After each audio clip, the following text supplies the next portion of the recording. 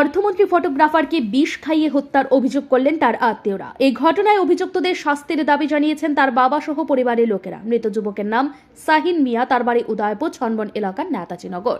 বুধবার জিবি হাসপাতালে মৃতদেহ নিয়ে সাংবাদিকদের মুখোমুখি হয়েছেন তার আত্মীয়রা। তিনি বলেন, গত কয়েক মাস ধরেই তার স্ত্রী বাপের বাড়িতে থাকতো। স্ত্রীকে বাড়িতে নিয়ে আসার জন্য বেশ কয়েকবার সালিশি সভা হয়েছে। গ্রামের নেতৃত্ব মিটিং করে তাদের দুই পরিবারের বিবাদের মীমাংসা করে দিয়েছেন, কিন্তু শাহিনের স্ত্রী তার শ্বশুর বাড়িতে আসে না।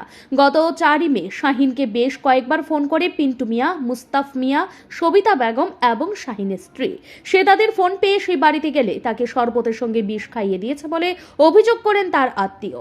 বিষ খাইয়ে তারাই আবার শাহিনের বাড়িতে ফোন করে বলেছে শাহিন অসুস্থ, তাকে টাপানিয়া হাসপাতালে ভর্তি করা হয়েছে। তার বাবা সহ পরিবারের লোকেরা তড়িঘড়ি টাপানিয়া হাসপাতালে ছুটে যায়। সেখানে কর্তব্যরত চিকিৎসক তাকে ওয়াশ করে জিবি হাসপাতালে স্থানান্তরিত করে দেয়। 4 দিন বাদে বুধবার সে মৃত্যুর কোলে ঢলে পড়ে। শাহিনের স্ত্রীর অন্য যুবকের সঙ্গে অবৈধ সম্পর্ক আছে বলে অভিযোগ করেন তার আত্মীয়রা।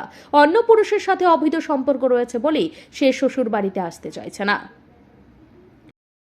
ঘটনাটা হয়েছে গত 4 তারিখ 2টার দিকে তারা ফোন করে নেওয়া হয়েছে। নিচে তারা আমার বাড়ি হয়েছে, তার বাড়ি হয়েছে উদয়পুর ছনবন নেতাজিনগর থেকে তারা গেরাইয়া ফোন করছে 2-3 বার। সকাল 9টার দিকে ফোন করছে একবার। ওই পিন্টু মিয়া নামে, সবিতা নামে 2:15 টাইম আছে, 3:10 আছে। সবিতা ফোন করে গার তারা উত্তেজিত করে সবিতার বাড়িতে নামাইছে। সবিতা কে?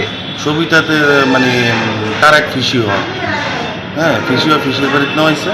ওই পিসির বাড়ির ছেলে আবার শাহিনী যে বিয়ে করছে তার বড় বোনের বাড়ি, হ্যাঁ, ওখানে তার বড় বোনের বাড়ি। ওই বাড়িতে নেওয়াইছে। নেওয়ার পরে দিয়েছিলা তার বউ আইছে, তার শাহিনের শাশুড়ি হয়েছে। আইসিরা তারা শরবতের লগে বিষ যুক্ত করেছিলা, তারা খাবাই দিছে, হ্যাঁ, খাবাই দিয়ে সেরে মানে হুইসিলটা লাগাই দিয়েছিল। ইন্ডিপেন্ডেন্ট টাইম রুট সাইড বাড়ি। তখন মানে গাড়িটা দিয়েছিল, তখন আমার কাছে ফোন করছে কেউর মাধ্যমে ফোন করে এসে। এরপর দৌড়ঝাপ করে এসে আমরা গিয়েছি, গিয়ে দিয়ে ওই এখনো নাই হসপিটাল লইয়ে গেছে।